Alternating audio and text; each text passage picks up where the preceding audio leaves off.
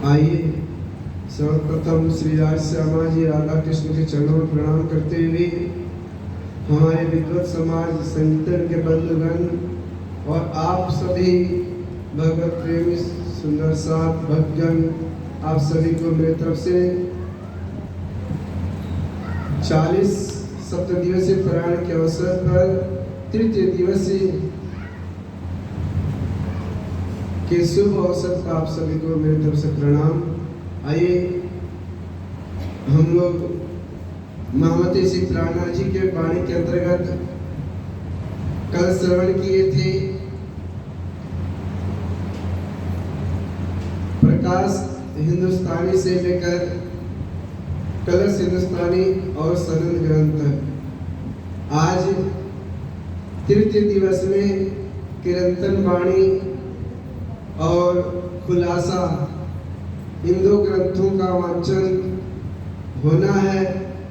तो कल मैंने बतलाया था कि ये 14 ग्रंथ महामती प्राणनाथ जी ने जो हम और आप सभी को प्रदान किए हैं, ये मानव राज्य के 14 अंग हैं। और उस 14 अंग में जानते हैं सब अंगों की एक एक अपनी अपनी महिमा होती है, लेकिन अगर हाथ न हो तो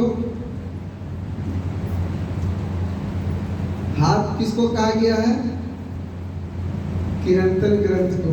किसको कहते हैं? सनंद कमल कर कीर्तन सोहे। हाथ की महिमा कब है? जब परमात्मा का गुणगान गाया जाता है, परमात्मा का कीर्तन किया जाता है, और उस कीर्तन में जब तालियां बजती हैं तो समझ लो इस हाथ की भी महिमा सार्थक हो जाता है। इन हाथों से आप दान कर सकते हैं, इन हाथों से आप परमात्मा की सुंदर साथ की भक्तों की सेवा कर सकते हैं। इसलिए ये हाथ 14 अंगों को सुरक्षा प्रदान करने में इसकी अहम भूमिका होती है। तो कीर्तन का मतलब होता है, अगर आप परमात्मा को, राज्य को प्रसन्न करना चाहते हैं तो उनका गुणगान कीजिए। क्या कीजिए? जैसे अभी आप श्रवण कर रहे थे संगीत के माध्यम से, तो यह परमात्मा को जोड़ने का एक माध्यम है कीर्तन करना। और कीर्तन भक्ति किसके द्वारा होगा? तो कहते नारदीय परंपरा के द्वारा। अरे श्रीमद् भागवत के अंतर्गत स्पष्ट कहा गया है, जानते क्या? नाम संकीर्तनम यस्य सर्व पाप प्रणाशनम। जिस नाम का कीर्तन करने मात्र से सभी प्रकार के पापों का शमन हो जाए, नष्ट हो जाए, ऐसे परमात्मा को हम लोग गुणगान करते हैं, कीर्तन करते हैं। और तो भागवत में एक ही श्लोक में ही कह दिया गया, लेकिन जब प्राणनाथ जी अपने 14 ग्रंथों में कीर्तन का उन्होंने विचार किया तो मालूम है कितने बड़े ग्रंथ प्रदान किए, जिनमें 2100 चौपाइयाँ हैं। कितनी?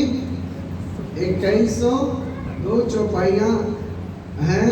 कहा जाता है कि 2100 चौपाइयों का एक ग्रंथ आपको प्रदान किए जिसमें परमात्मा की गुणगान है। अरे वही नहीं, परम धाम से लेके ब्रज की, रास की, और यह जो हम और आप जागनी के ब्रह्मांड में बैठे हैं, इस जागनी का भी वर्णन कीर्तन में भी है।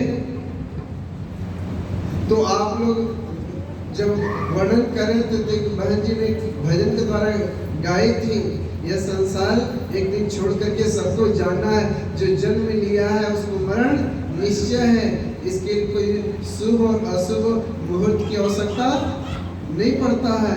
तो हमारे ग्रंथों में भी एक वर्णन है, जानते क्या?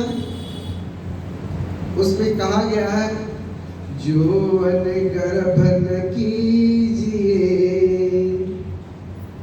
जोवन गर्भ न कीजिए। कहते कि जोवन गर्भ मत कीजिए, कि ये जवानी का गर्व मत कीजिए, क्योंकि एक बार आया है जवानी, या फिर अस्थायी रहने वाला नहीं है। तो कहते कि प्राणनाथ जी महाराज जी ने इस वाणी के अंतर्गत स्पष्ट रूप से कह दिए कि कीर्तन के द्वारा आपने जैसे 14 अंगों में आज हाथ और खुलासा किसका है कि कीर्तन कहते हैं ना कि सनंद कमल कर कीर्तन सोए ना भी खुलासा उधर कहते हैं खिलवत की। तो नाभि किसको कहा गया है? खुलासा को कहा गया है। कीर्तन किसको कहा गया है? हाथ को कहा गया है। तो हाथ के द्वारा परमात्मा की गुणगान करते हैं और खुलासा के द्वारा प्राणनाथ जी ने अपने वाणी में किसका किसका खुलासा किया है? तो प्राणनाथ जी की वाणी में लिखा है जो कुछ कहा वेद में सोई कहा कतेब। तो वेद और कतेबों में अलग अलग नहीं कहा गया है, एक ही बात को कहा गया है। इसी को आज हम लोग प्रवचन के द्वारा पाठ के द्वारा हम लोग मनन चिंतन करेंगे, श्रवण करेंगे। तो मैंने कहा जैसे प्राणनाथ जी ने अपने 14 अंगों में या 14 किताबों को समेटा है, इसी तरह से जिस संसार में हम लोग आए हैं खेल देखने के लिए, यह संसार भी 14 लोगों का है। किसका है? 14 लोगों का है। जैसे प्राणनाथ जी की वाणी में कीर्तन ग्रंथ के अंतर्गत एक चौपाई आता है कि तुम 5 के बांधे 5 निकट हो, 5 के 14 भुवन, ये पांचों परले हो जासी, कब चेतोगे वतन।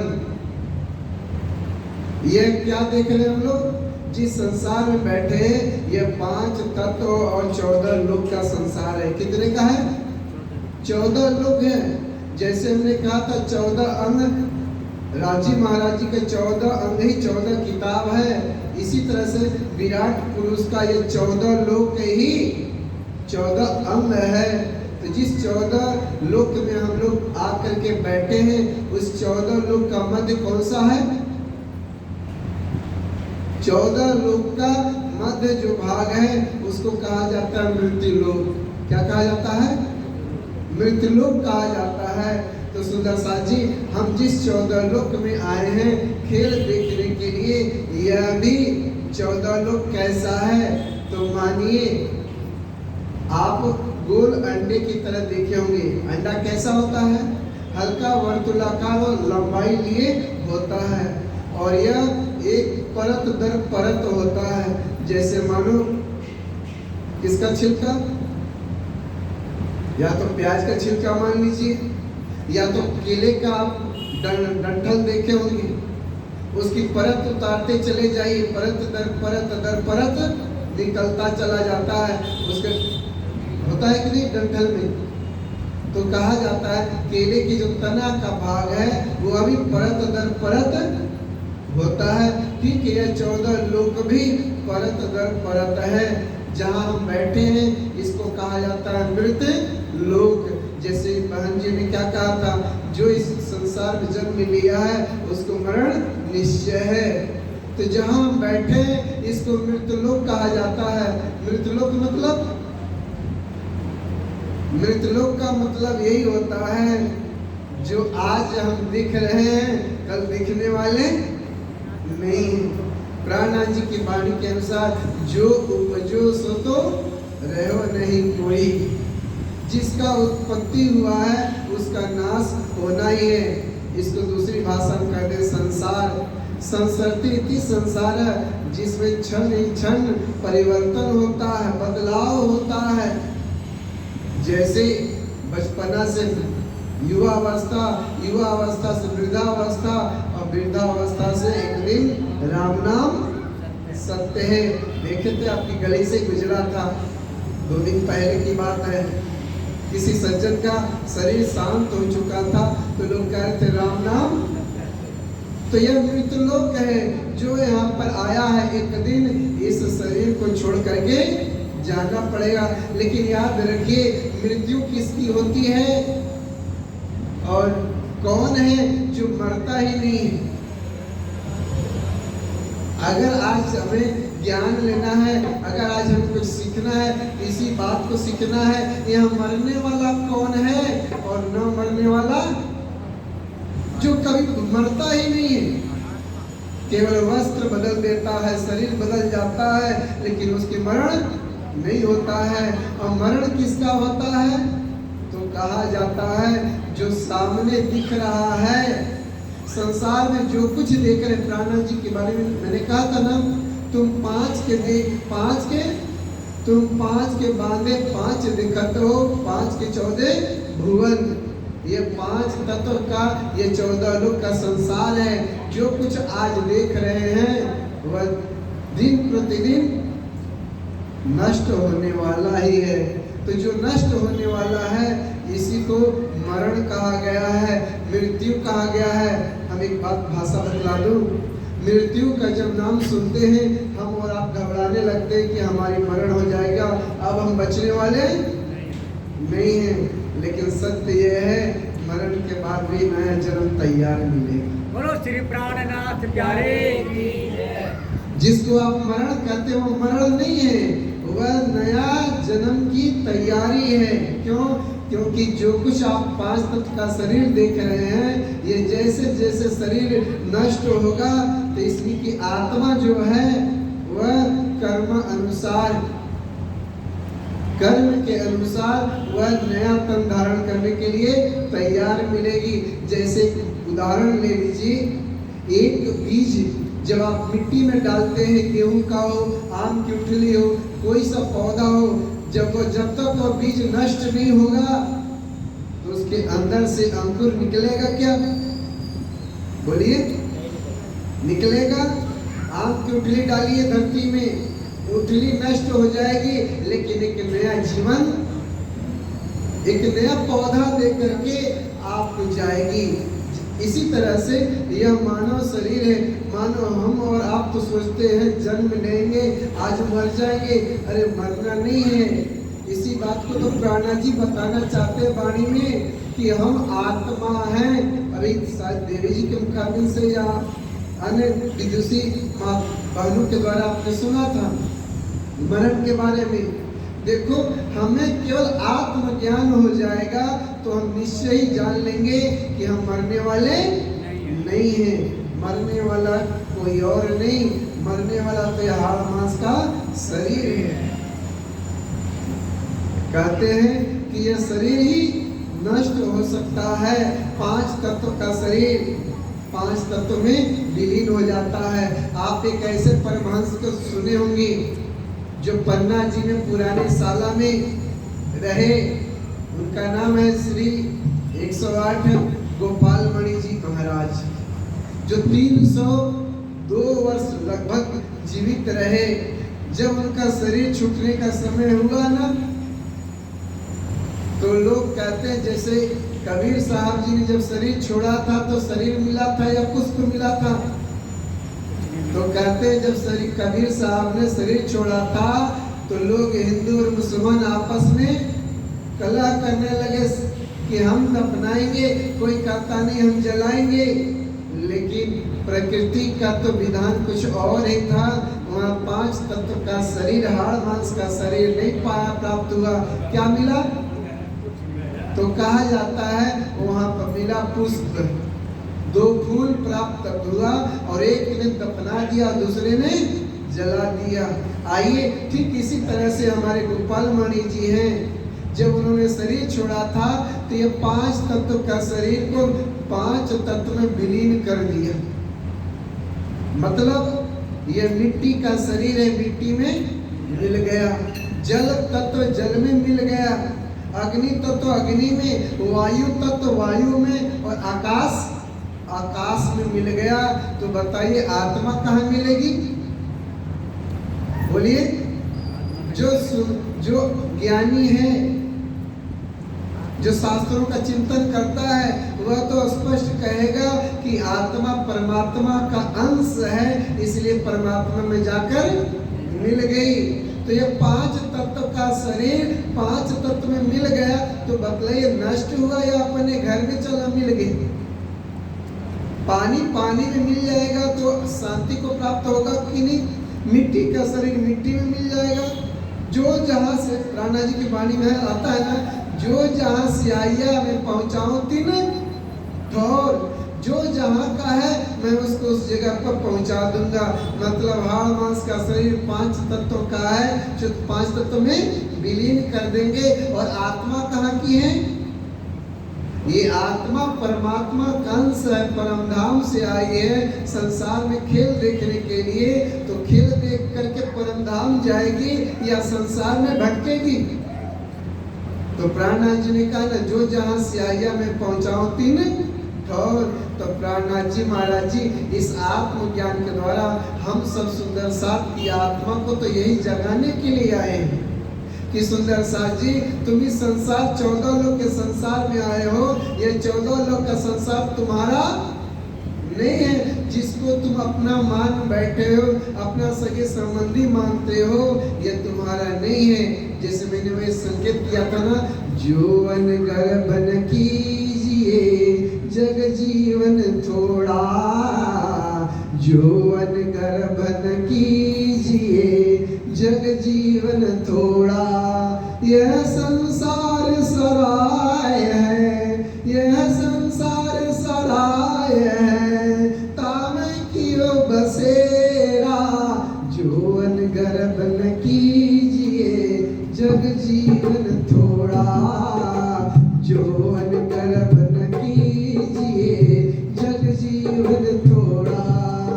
जैसे जल का बुलबुला, जैसे जल का बुलबुला, नित उठत घनेरा, जोवन गर्भन कीजिए जग जीवन थोड़ा, जोवन गर्भन कीजिए जग जीवन थोड़ा।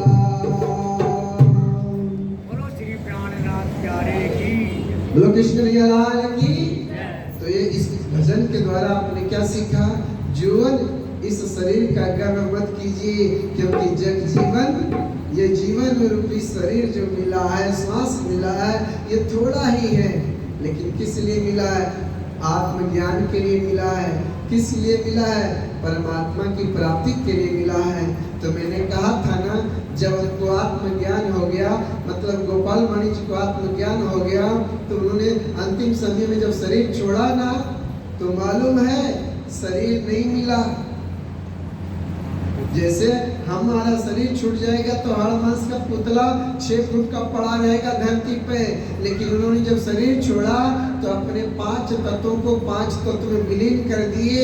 ये आत्म तत्व मतलब आत्मा को परमात्मा के चरणों में, भगवान कृष्ण के चरणों में विलीन कर दिए, अर्थात परम धाम को प्राप्त हो गए। बोलो प्राणनाथ प्यारे की। हम सुंदर साथ के लिए विलीन शब्द जो होता है ना, यह कौन लोग स्वीकार करते हैं? जो सायुज्य मुक्ति को प्राप्त होते हैं।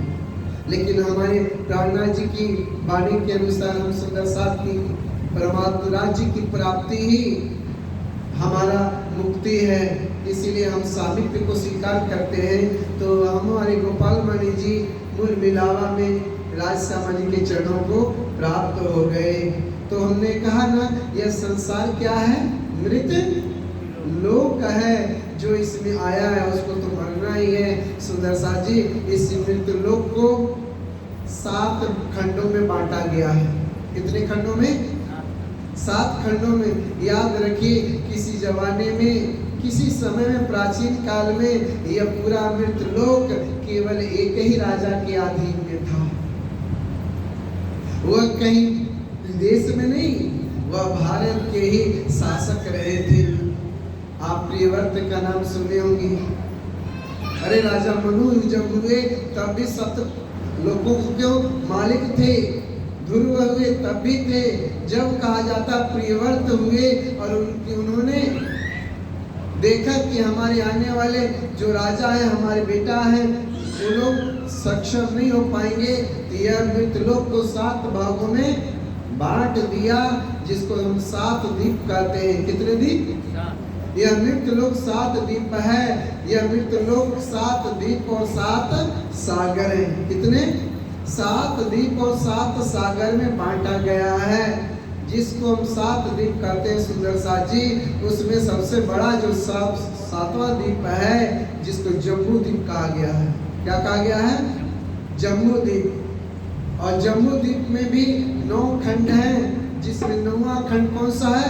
ये भरत खंड है, जहां हम और आप लोग बैठे हुए हैं। और यह भरत खंड में हम लोग जहाँ बैठे हैं तो कहा जाता है यह मृतलोक, जहाँ पर हम लोग हैं भरत खंड में, यह मृतलोक 50 करोड़ योजन का विस्तार है। कितने? 50 करोड़ योजन का। लेकिन याद रखिए सूर्य का प्रकाश कितने करोड़ योजन में है? कितने करोड़ योजन में सूर्य का प्रकाश? तो कहते हैं 3.5 करोड़ योजन में। कितने? 3.5 करोड़ योजन में ही सूर्य का प्रकाश है, बाकी में सूर्य का प्रकाश आपको नहीं मिलेगा। वहाँ कौन सा प्रकाश है? तो कहा जाता मणियों का प्रकाश है। किसका प्रकाश है? दिव्य प्रकाश है। अन्य लोकों में, लेकिन केवल यह मृत लोक के अंदर जहाँ हम बैठे 3.5 कोट में ही उजाला होता है, बाकी में सूर्य का प्रकाश नहीं है। अन्य जो 7 लोक द्वीप हैं, जम्मू द्वीप के सिवा अतिरिक्त जो द्वीप हैं, जैसे पलक्ष द्वीप, कुश द्वीप, कोच द्वीप, साक द्वीप, पुष्कर द्वीप आदि, ये सब जितने द्वीप हैं तो वह भोग भूमि है। कौन सा भूमि है? कर्मों का भोग जो होता है, जब स्वर्ग से वंचित हो जाते हैं तो उनको भोगते हैं लोग। लेकिन यह जहाँ हम और आप बैठे हैं भरत खंड में, इसको केवल कर्म भूमि कहा गया है। कौन सा भूमि? कर्म भूमि, जिसको गोस्वामी तुलसीदास जी ने कहा है अपने शब्दों में। जानते हैं कौन क्या कहा उन्होंने? कर्म प्रधान विसुर चिराखा, जो जस करहि तस फल चाखा। कर्म प्रधान कि यह संसार कर्म प्रधान है, जैसा कर्म फल करेंगे वैसा फल हमको भोगना पड़ेगा। इसी शरीर से, जिसको प्राणनाथ जी की वाणी में एक चौपाई आता है, वृथा का निगमो रे पामी पदार्थ 4, उत्तम मानखो खंड भरतनो श्रेष्ठ कुली सिरदार। कहते हैं कि अरे सुंदर साथ जी, आप व्यर्थ में ये 4 पदार्थ जो आपको मिला है, इसको क्यों व्यर्थ में नष्ट कर रहे, गंवा रहे? क्योंकि यह एक बार मिला है, दोबारा मिलने वाला नाम नहीं है। तो उसमें कौन सा पहला है? उत्तम मानखो, यह मनुष्य शरीर सबसे श्रेष्ठ है, इससे श्रेष्ठ कोई और शरीर। क्यों? क्योंकि कितने योनियां हैं? 84 लाख योनियों में एक मनुष्य शरीर ही एक ऐसा मिला है जो हमें परमात्मा की प्राप्ति के लिए हो। अन्य जो शरीर है वो परमात्मा की प्राप्ति के लिए नहीं है, वह कर्मों के भोग के लिए अन्य शरीर है। मानो अगर आप मनुष्य का शरीर न मिला होता, अगर पेड़ बन गए होते तो क्या भक्ति करते? क्या कथा सुनते? क्या सेवा करते? कुछ भी नहीं करते। सर्दी, बरसात, गर्मी शांत होके आप सहन करते, क्योंकि ये कर्मों का ही तो भोग है। तो अन्य जो अन्य जो 84 लाख योनियों में एक योनि को छोड़ दीजिए, मनुष्य योनि को, बाकी जितनी योनियां हैं सब कर्मों का भोग है। लेकिन केवल मनुष्य शरीर ही एक ऐसा है जो अपनी, जैसे बोले ना कि आपने देवी जी से सुना था, पहले आप पहचानो रे साधो, पहले आप पहचानो कि यह मनुष्य शरीर प्राप्त इसीलिए हुआ है कि आप अपने आप को जानिए कि यह 5 तत्व का शरीर आज है, कल रहने वाला नहीं है। लेकिन यह 5 तत्व का शरीर से ही हम भजन साधना करेंगे, अपनी आत्मा की पहचान करेंगे, सदगुरु के चरणों में जाएंगे और सदगुरु के बताए हुए रास्ते पर चल के आगे बढ़ेंगे तो एक दिन परमात्मा को प्राप्त होंगे। याद कीजिए, भक्ति मार्ग में जो सदगुरु के द्वारा बताए हुए रास्ते पर चलेगा तो उसको एक दिन स्वयं परमात्मा, कृष्ण परमात्मा जिसको राज्य कहते हैं, वह परमात्मा आपको लेने आएंगे। कर्म ही तो है जो भगवान आपको लेने के लिए आएंगे। एक कर्म है जो आपको लेने के लिए यम के दूत आएंगे। बतलाओ, आप भगवान के हाथों, भगवान के पालकी में बैठ के सुखपाल में परमधाम जाना चाहते हैं, या यम के दूत घसीट करके नरक के योनि में ले जाए, यह प्राप्त करना चाहते हैं। शरीर आपका ही है, नरक में चले जाएं तो आप जाएं, अगर परमधाम में जाना चाहें तो आप जाएं। परमधाम में जाएंगे तो राज्य स्वयं आएंगे लेने के लिए, और नरक में जाएंगे तो यम के दूत पहले मिलेंगे। तो देखिए सुंदर साथ जी, हम लोग बड़ा सौभाग्यशाली हैं, बड़ा भाग्यवान हैं, क्योंकि परमात्मा की भक्ति प्राप्त हुई है। मैंने कहा था ना, उत्तम मान को खंड भरतनु, और ये भारत भूमि जिस धरती पर अवतार होता है संत महात्माओं का, कहते हैं ना, अन्य ग्रंथों में तो लिखा है भगवान के कोई 10 अवतार, 15 अवतार, 20 अवतार, 24 अवतार करते हैं, लेकिन गोस्वामी जी ने मालूम है क्या कहा? उन्होंने क्या कहा? उन्होंने अवतारों से भी आगे बढ़ गए। क्या कहते हैं? जब जब होई धर्म की हानि, जब जब होई धर्म की हानि, बाढ़ई असुर अधम अभिमानी, तब तब धरहि, तब तब धरहि प्रभु विविध शरीरा, हरहि कृपा निधि संकट पीरा, जब जब होई धर्म की हानि, बढ़ई असुर अधम अभिमानी। कहते हैं कि जब जब पृथ्वी पर भार बढ़ता है, पाप की अधिकता होती है, तो पाप को समन करने के लिए और धरती पर धर्म की स्थापना करने के लिए परमात्मा बार बार अवतार लेकर के आते हैं और अपने भक्तों का कल्याण करते हैं, धरती पर धर्म की स्थापना करने के लिए आते हैं। तो बतलाइए, अवतार तो 24 ही है, तो आगे आप कहेंगे क्या 24 अवतार के बाद फिर भगवान नहीं आएंगे? याद रखिए, 24 अवतार में हमारे प्राणनाथ जी भी हैं, 24 अवतार में हमारे देवचंद जी भी हैं, और 24 अवतार में हमारे कन्हैया भी हैं। लोग कहते जरूर हैं कि 24 अवतार भगवान विष्णु के हैं। किसके हैं? भगवान विष्णु के हैं। देखो वाणी में चौपाई आता है, अवतार तले विष्णु के, विष्णु करे श्याम की सिफत। 24 अवतार के अंतर्गत ही परमात्मा स्वयं कृष्ण रूप में आके लीला किए। 24 अवतार के अंतर्गत ही 28वें कलयुग के अंत में निष्कलंक बुद्ध अवतार, कल्कि अवतार, अर्थात इनका प्रादुर्भाव भी इसी भरत खंड में होगा। कहाँ पर होगा? बोलिए, जम्बू द्वीप में या पलक्ष द्वीप में, कुश द्वीप में नहीं, जम्बू द्वीप के अंतर्गत जो भरत खंड है, उस भरत खंड में 24 अवतार में, चाहे कल्कि अवतार हो, बुद्ध अवतार हो, चाहे हमारे स्वयं कृष्ण अवतार है, ये सभी राज्य को भी आना पड़ा ना, तो राज्य ने इसी धरती को ही चुना। किसको? भारत भूमि को। क्यों? क्योंकि ये कर्म प्रधान है, और इस शरीर में, मानव शरीर से कर्म करके परमात्मा को प्राप्त किया जा सकता है, परमधाम जाया जा सकता है। तो सुंदर साथ जी याद कीजिए, जब सदगुरु देवचंद जी को राज्य ने दर्शन दिया था, यही भरतखंड था। 14 साल तक सदगुरु देवचंद जी ने कर्म किया था। कौन सा कर्म किया था? सत्कर्म किए थे, तो उनको राज्य दर्शन दिए। और तो और प्राणनाथ जी महाराज जी जब पन्ना जी में आए तो 11 वर्ष तक लीला किए, वो भी यही धरती है, भरतखंड की धरती है। और हम सुंदर साथ की आत्मा परमधाम से जब आई ना माया के खेल देखने के लिए, तो याद रखिए ब्रज में भी आए थे तो यही धरती थी, भरतखंड थी।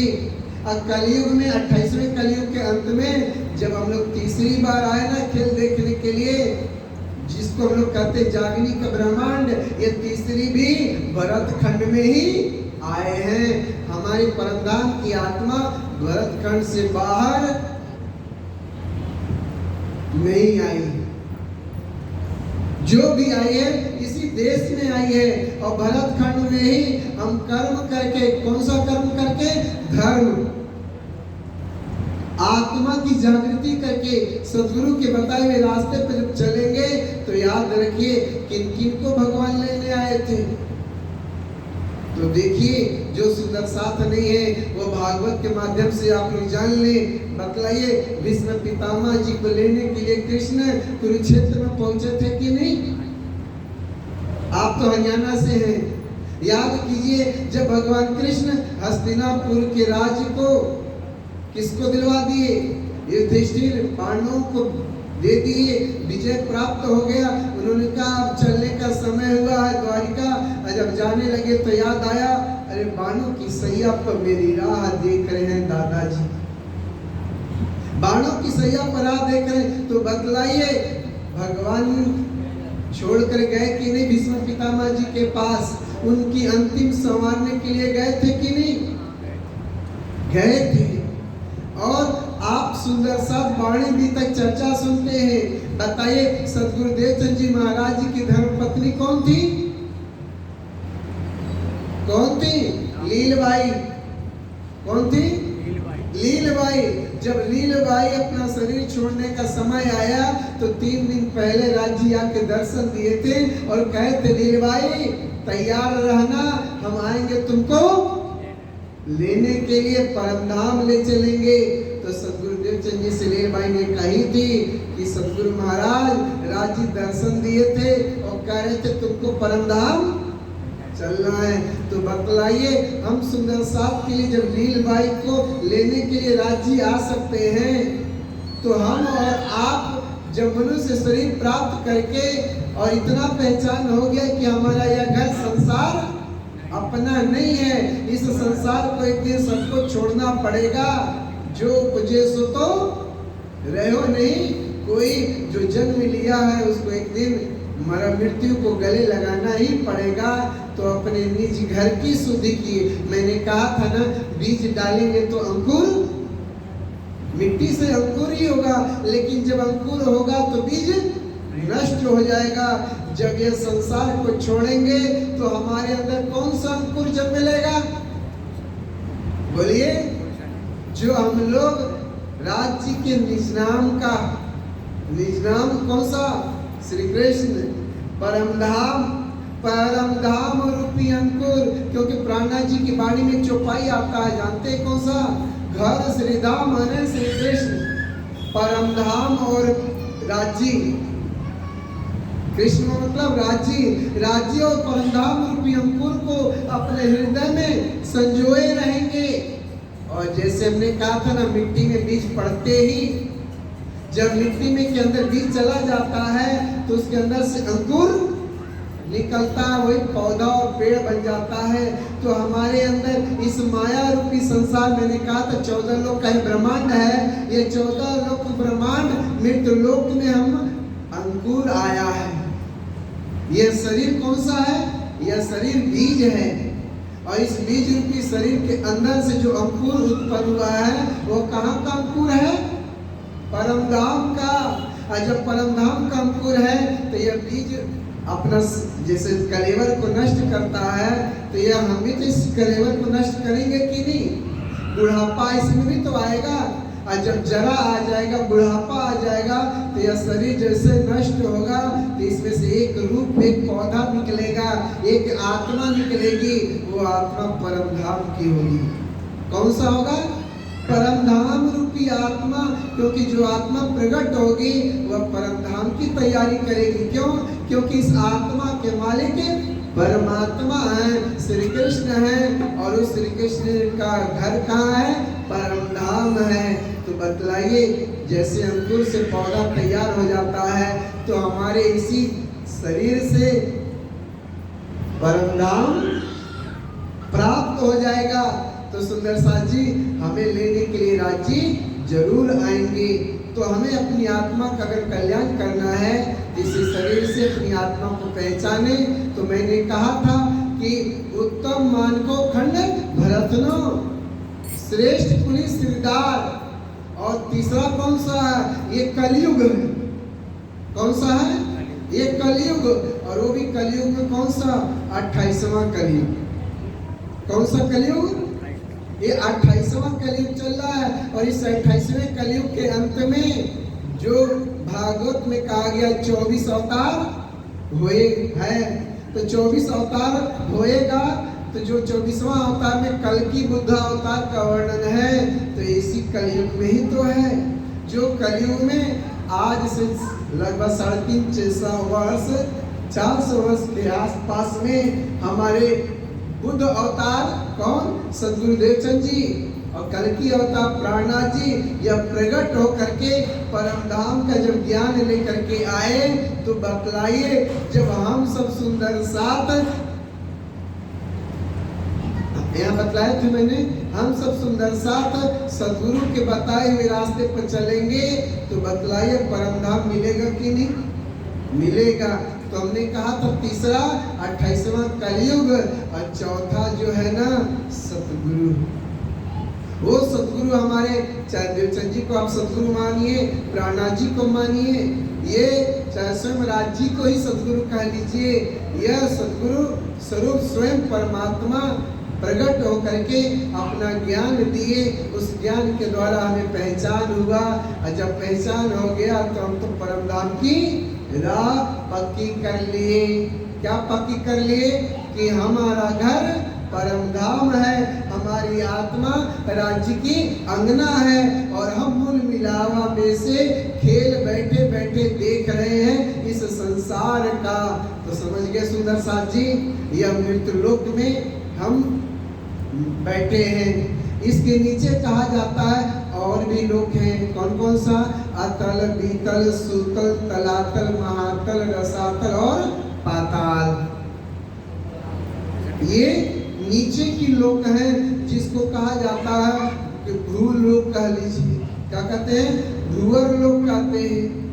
कहते हैं कि नीचे का जो लोक है, उन लोकों में तो कहाँ कई राक्षसों का वास है।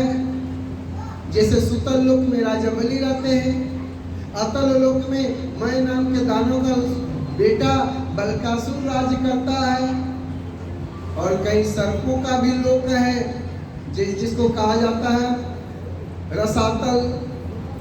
और आगे पाताल, और पाताल के नीचे कहा जाता है क्षीर सागर, और उसको भी 8 आवरण से ये घिरा हुआ है। तो मेरा कहने का भाव है कि 7 लोक नीचे है और 7 लोक ऊपर है। तो वह 7 लोक में कौन कौन सा ऊपर है? तो पहला आपने तो सुन ही लिया था, भूलोक, जिसको मृत्युलोक कहते हैं। और जिनको गायत्री मंत्र याद है वो तो अपने आप बोल देंगे 7 लोक ऊपर का। कैसे कहते ना? ओम भूर्भुवः स्वः तत्सवितुर्वरेण्यं, बोलते हैं कि नहीं? भू मतलब मृतलोक, भूवर स्वर्गलोक, पितरलोक, उसके ऊपर स्वर्गलोक के ऊपर महरलोक, जनलोक, तपलोक, सतलोक, उसके सतलोक के ऊपर 8 आवरण है। तो जिसको हमने कहा था ना, हम मृतलोक में हैं, और मृतलोक से 100 योजन ऊपर किसका लोक है? तो आप जानते हैं भूवर लोक जिसको कहा जाता है, उसको कहा जाता है भूवर मतलब ऊपर के लोक, जिसको पितृ लोक कहते हैं। और जो नीचे का लोक हो उसको बिन स्वर्ग कहा जाता है। तो आप पितर लोक जानते होंगे, नहीं जानते हैं? पितर लोक तो सभी लोग मानते हैं। कब? जब श्राद्ध आएगा ना, आश्विन मास का 15 दिन पितर पक्ष, तब सभी लोग कहेंगे भाई चलो भैया हमारे पितरों के नाम का तर्पण करते हैं, श्राद्ध करते हैं। लेकिन हमारे सुंदर साथ के लिए नहीं है। ये किसके लिए है? जो निज नाम नहीं, जो कृष्ण भक्ति से जुड़ा नहीं है, उनके लिए पितरलोक है। लेकिन जो कृष्ण भक्ति से जुड़ गए हैं उनके लिए कोई पितरलोक नहीं है। क्यों? क्योंकि पितर लोग वो होते हैं जो मरने के बाद उनकी आत्मा, उनके बाप और परदादा वह ऊपर के लोकों में जाकर के वास करते हैं, जिसको पितर लोग भी कहते हैं, जिसको वो कहते हैं कि प्रेत लोक भी कहा जाता है। उसके ऊपर के जो लोक हैं जिसको स्वर्ग लोक कहा जाता है। स्वर्ग लोक में कौन वास करता है? देवता लोग। कौन? अरे इंद्र देवता। आपको पता होगा वही इंद्र देवता जब पता चला ब्रजमंडल में कोई ग्वालिया आया है और वह कन्हैया है, वह इंद्र तेरी पूजा बंद करवा के अपनी पूजा करवा रहा है, तो इंद्र को क्या हुआ मालूम? इंद्र को घबराहट हुआ और कहा मेरी पूजा छुड़वाने वाला कौन आ गया? तो जाओ ब्रजमंडल को जलमग्न कर दो। प्रलय कालीन मेघमंडल को भेज दिया।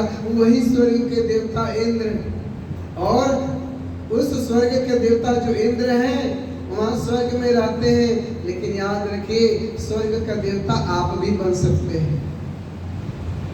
कब बनेंगे? जो 100 अश्वमेध यज्ञ कर लेता है वह स्वर्ग का राजा बन जाता है, स्वर्ग के सिंहासन पर बैठ जाता है, इंद्र बन जाता है।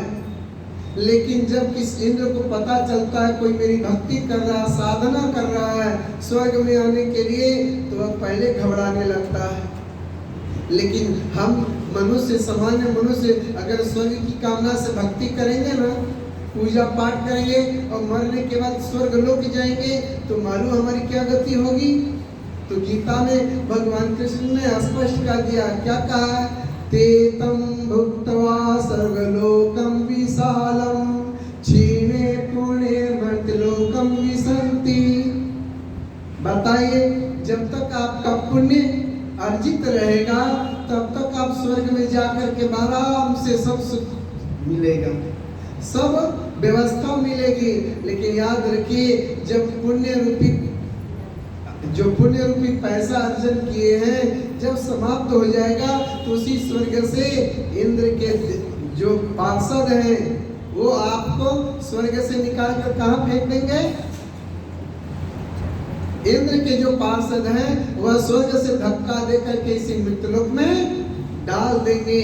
तो हमारे प्यारे भगवत प्रेमी सुंदर साथ जी याद रखिए कि स्वर्ग हमारे लिए नहीं, स्वर्ग की कामना करने वालों के लिए यह सोचना चाहिए वहाँ तुच्छ है, वहाँ अस्थायी ठिकाना नहीं है।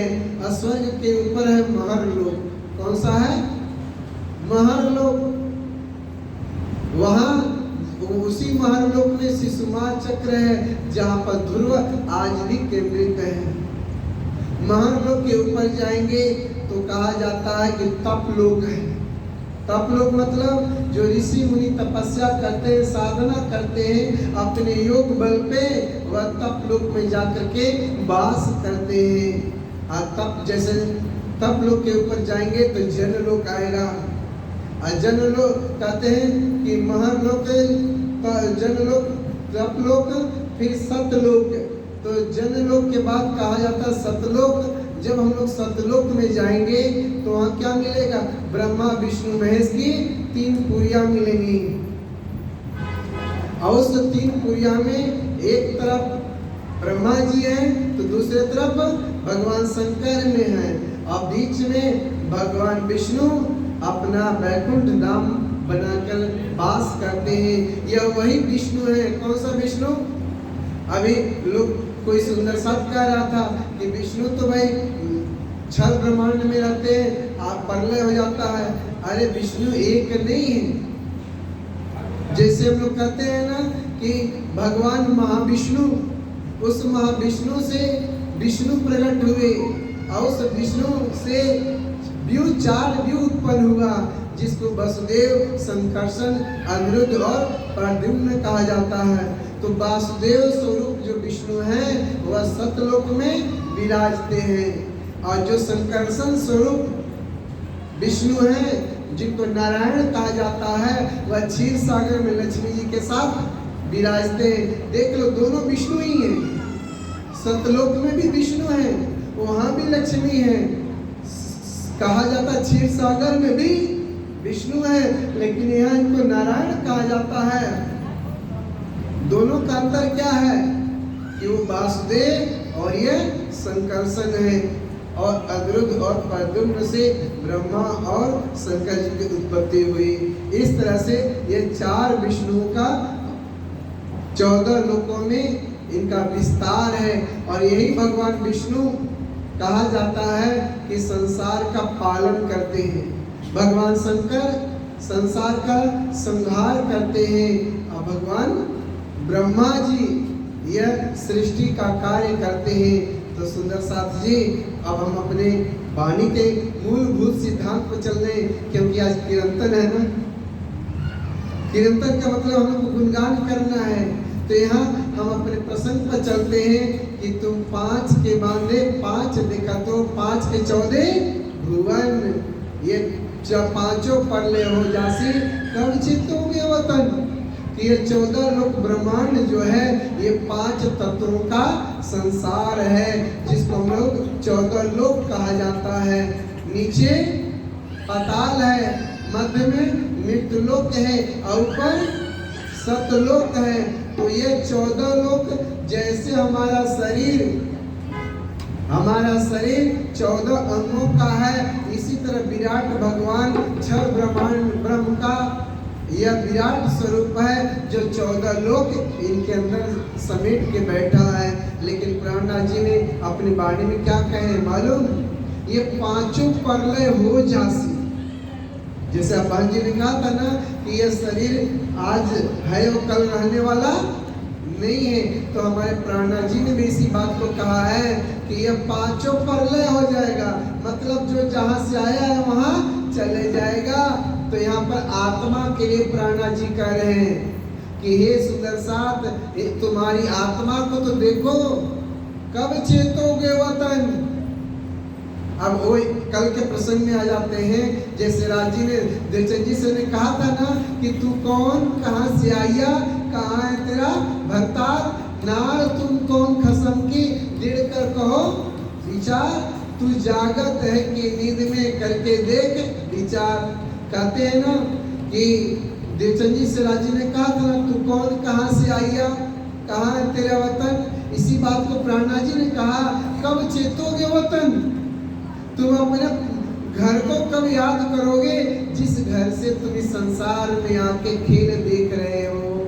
तो अब हम जब पता चल गया, पहचान हो गया, ये 5 तत्व का शरीर आज है कल रहने वाला नहीं है, तो हम तो अपने सदगुरु के ज्ञान के द्वारा, सदगुरु ने हमें कौन सा ज्ञान ला के दिया है, कल की अवतार महामती प्राणनाथ जी हैं, ये कौन सा ज्ञान ला के दिए, जिसके द्वारा हमारी आत्मा अपने मूल घर की पहचान कर ली। तो याद कीजिए, तारतम ज्ञान हाथ कर लीनो, तारतम ज्ञान हाथ कर लीनो, चीर नीरे को निर्णय कीनो, जय जय सतगुरु आरती तेरी, निर्मल दृष्टि करी जिन मेरी, पिंड ब्रह्मांड लखायो है दोई, पिंड ब्रह्मांड लखायो है दोई, पूर्ण ब्रह्म बिना और नहीं कोई, राज समा बिना और नहीं कोई, जय जय सतगुरु आरती तेरी, निर्मल दृष्टि करी जिन मेरी। तो हमारे प्राणनाथ जी ने कह दिया, कब वतन चेतोगे। तो सुंदर साथ जी, हम सदगुरु के वचनों पे चल के तारतम रूपी ज्ञान को प्राप्त करके, हम वाणी को पढ़ करके, तारतम रूपी ज्ञान मतलब एक तो निज नाम श्री कृष्ण मंत्र 16 अक्षर का, दूसरा प्राणनाथ जी की वाणी 18,758 चौपाई के द्वारा हम सबको अपना पहचान हो गया कि हमारे घर परम धाम है। तो हम सब परम धाम का कीर्तन करेंगे। तो ये अपनी वाणी पे हम विराम देते हैं। सुंदर साथ जी आप चौपाई को दोहरा देते हैं। तुम 5 के बांधे 5 दिखते हो, 5 के 14 भुवन, पांचों प्रलय हो जासी, कब चेतोगे वतन, कब चेतोगे